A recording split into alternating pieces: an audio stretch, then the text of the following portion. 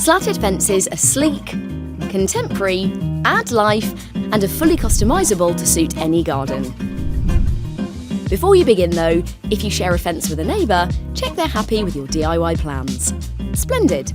First up, you'll need a tape measure, spirit level, a chopper of your choice, and a staple gun and nail gun. But use a hammer if you prefer. You'll also need a way to drill holes and tighten screws, the occasional dollop of this, and remember, safety first. Now, let's get stuck in.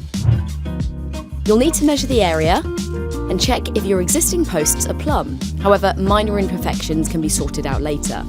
Is your fence for privacy or zoning? As this may influence your slat and gap size. Calculate how much timber you need to complete your project.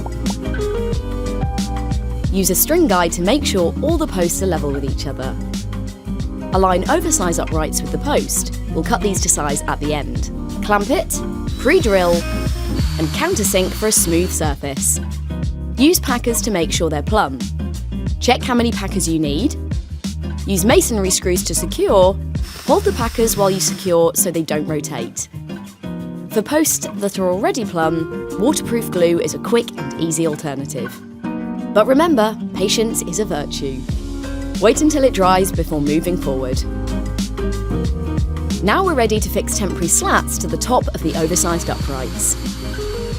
Fix a second row low down, but higher than anything you have on ground level, like our raised planter here. Mark the centre point for the mid-panel uprights. Slide your mid-panel uprights into position and ensure they're level before fixing. We want to avoid attaching anything to the existing panels, so your fence is independent from your neighbours. To provide some privacy in your garden, you can add a fabric membrane, with the extra bonus of making your slats really pop.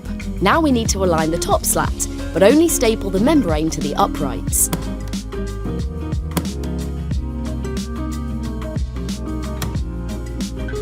Slightly overlap the top piece. Trim the excess, but leave enough to cover the bottom slat, and use chalk to mark a line down the middle of your uprights. We'll use this as a joining guide for our slats later. Our slats are 3 meters long to span 3 fence panels with minimal waste. Make sure each end of your slat lines up with the chalk line. Cut your slats to size and treat the cut ends with a wood preserver to prevent water damage. It's time to start the second row. Get your 15mm wood as a spacer. Start on the left-hand side above the bottom temporary slat. Grab your first slat and align this with your line of chalk.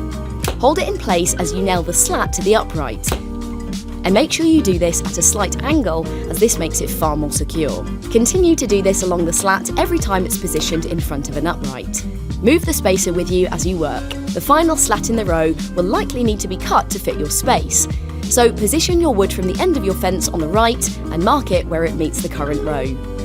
To make the fence stronger, stagger the joins. This also makes for a more pleasing finish, and adding a small gap allows for any expansion.